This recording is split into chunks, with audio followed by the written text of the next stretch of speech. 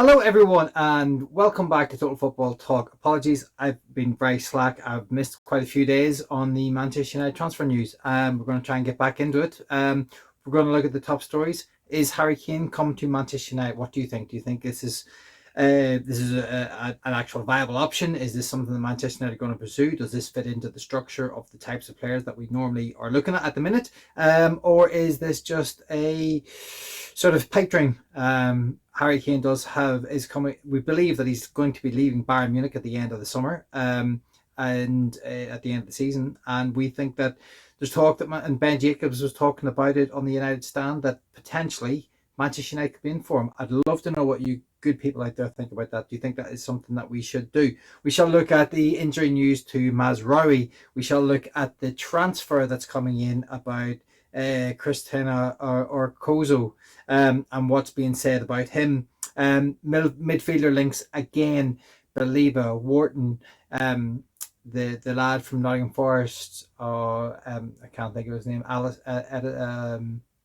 Will come back to me. You know who I'm talking about. Can't think of Anderson. That's the one. All over the shop this morning. So there's plenty going on. So there's transfer talk. There's obviously talk of Sammy Lamens coming in as well, potentially as a goalkeeper. I have seen something doing the rounds. I don't know whether it's true or not about him being the Iron Dome and all this kind of stuff.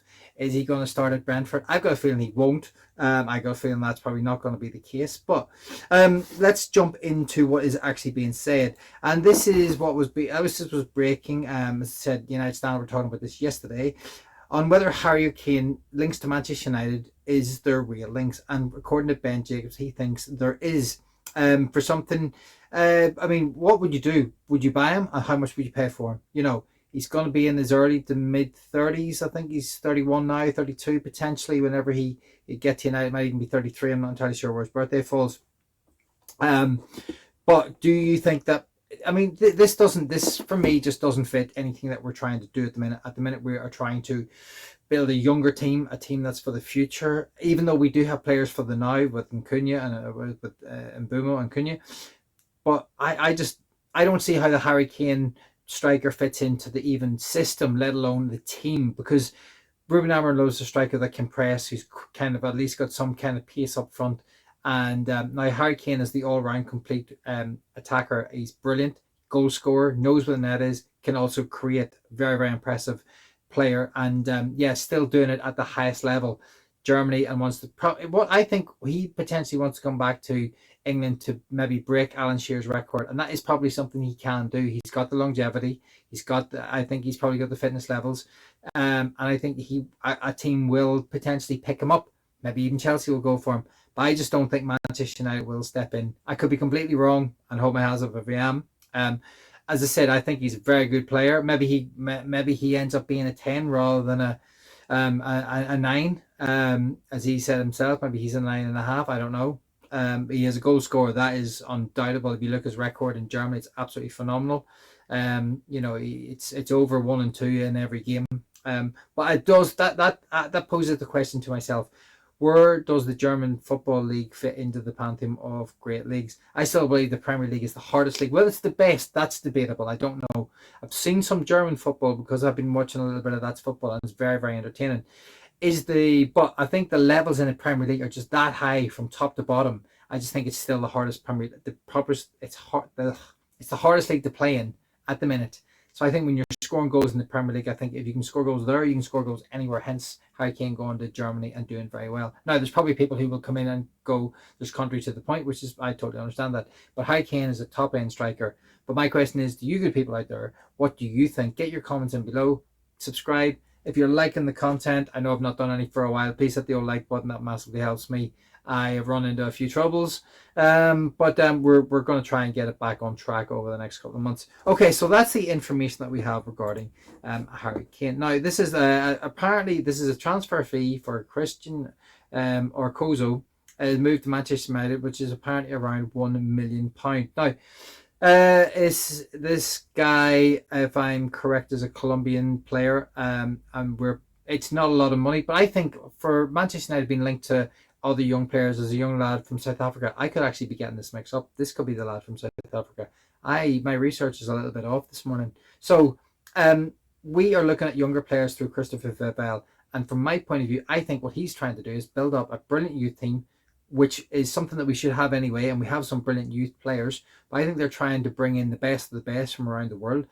And if they don't quite make it at Manchester United, I just got a feeling that they're going to find a way to sell these young players off and make the club a profit by finding the best talent. And if they're not quite ready for Manchester United, but they are ready for another substantially decent club in Europe, whether it be the Premier League or Spain, Germany, wherever it is, we'll be able to sell them on, and I think we'll be able to earn some money from it. And I think that's a bit of the longer term vision here, hence looking at these young players from Colombia and South Africa. Whether this happens, we'll have to see, because these players aren't for the now, they're for the future. It's a bit like Leon. He has come in from Paraguay. Apparently he's just taken a little bit of time to find his feet in the sort of under 21s. He has obviously got potential, but you can't just throw a young kid like that into the Premier League. I don't think you can. It's very, very difficult. He's not quite ready. We've seen players come in the past, like Harry Amas, who's doing really well at Sheffield Wednesday. Player of the week last week. He's had a very good start for them. Finding his feet. He did well when he played for Manchester United. He's very good in the youth team. He is someone who's got real potential, and the loan move will hopefully do him well. But bringing in Leon, bringing in Orkozo, these players are very, very interesting, and maybe they will do well down the line. But unfortunately, they're not ready for Ruben Amorim now. He needs ready-made players to a certain degree. He can't take many risks with the younger players because he needs wins and he needs to find a way to climb that table. So I think this is a long-term strategy, which I don't mind. I think it's good to be having a long-term vision, which is something that's very, very important to Manchester United. But unfortunately, we're not going to see the fruits of that for a couple of years potentially. So we're just going to have to knuckle down, and just grin and bear some of the whatever it is we're going to have to deal with. Okay, and this was what Ben Jacobs was saying about a midfielder. I think there's a strong possibility that two may come in. I don't see a January sale of Carlos Baleba. The slow start to the season may have been influenced by some of his summer speculation. There's no doubt his head was turned by Manchester United by it's so early in the season. I don't think we can be looking at a dip in form equals a dip in valuation. Now, they're probably right. I do think actually if a player isn't hitting the marks and hitting the highs, I think that does devalue them slightly. But I've got a feeling that Brighton are the type of club that will not let that happen. They will be a club that will be determined to get the best price possible for their player, and they're probably looking in excess of £100 million. But bottom line, we knew that in the summer. Well, we as fans knew that in the summer. Whether Manchester United knew about it in the summer, I don't know. But we as fans knew that this was the case. But I don't think the board maybe took that for an understanding. They maybe looked at the João Pedro deal to Chelsea and think, oh, well, he's a striker, maybe he'll go for 50 million. I think midfielders are now sort of key to any team. Every player is key to every team, and every player is vital, a vital cog in every wheel. But midfielders at this particular moment in time are the destroyers of teams, and I think this is what we need. We need two destroyers in there, and I've got a funny feeling that because they know that we want him, he may cost the earth, but he may choose to go somewhere else. He's been linked with Liverpool apparently as well, so maybe he won't come to Manchester United. We'll just have to wait and see. The Adam Morton is another deal that's being talked about, and then also as I mentioned, Anderson from Nottingham Forest. Top midfielders, but Anderson's kind of a bit of the now. He's one of those players that's really sort of been eye-catching recently, but can he do it over a sustained period of time? That is the question. He probably can. He's a very good player, so I wouldn't say no. But again, can we get him at a good price? Because I don't think we're getting these at knockdown prices. I think we're going to have to pay maybe over the odds. That's the way it goes with Manchester United, regardless of who's running the company, the club, whatever. So let's keep an eye on what happens with Carlos Baleba.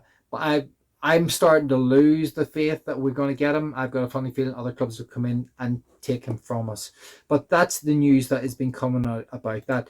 Now, Mazraoui is, unfortunately, we believe he missed training yesterday, and we will find out after the press conference today whether he's fit. Apparently they had to bring over Sam Mathers, draft him into training. Sam Mathers is someone who won the FA Youth Cup, very, very good player for Manchester United in that youth setup, but unfortunately I don't know if he's going to make the breakthrough to the first time. I think the kid should go out and try and find this place somewhere else and do it and try that way. But Mazraoui's injury, what does that lead? That leads to Dalot potentially coming back in. How do you feel about that? Do you want Dalot back? I'm glad to have Dalot back in the squad, but I don't know whether I'm ready to have Dalot back in the first team straight away. For me, it's got to be a case of if it's wing back, you've got to go with Ahmad. You've got to get Ahmad through this little bit of a sticky patch for him. Brilliant player, getting a lot of abuse online. Don't know why.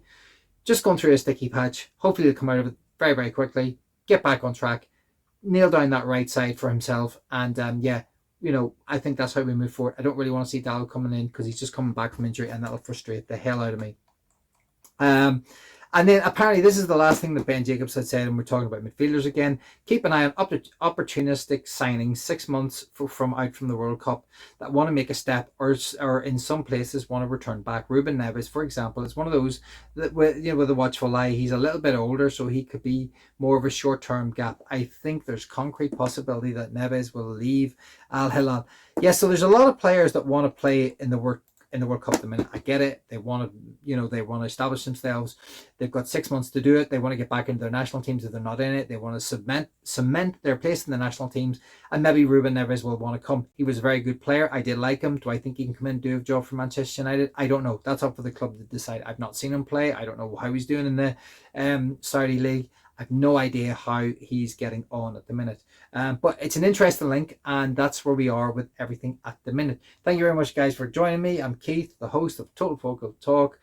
And if you're enjoying the content, please hit the old like up button. Please hit the old thumbs up button. Really, really appreciate it. And if you're into youth football, my grassroots is started again. Rising 11 XI GMF. We're back up, we're running, the league's up, we're running. That's kind of the reason why I've got detracted from this little bit, because I've been trying to set that up again for the season. So please join me over there if you're looking for some brilliant youth football from the Manchester Youth Super League, which is the fastest growing in the North.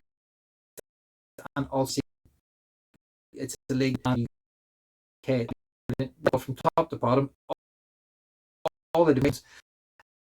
And please submit. And what's the that you think is appreciate your support, guys. I'll see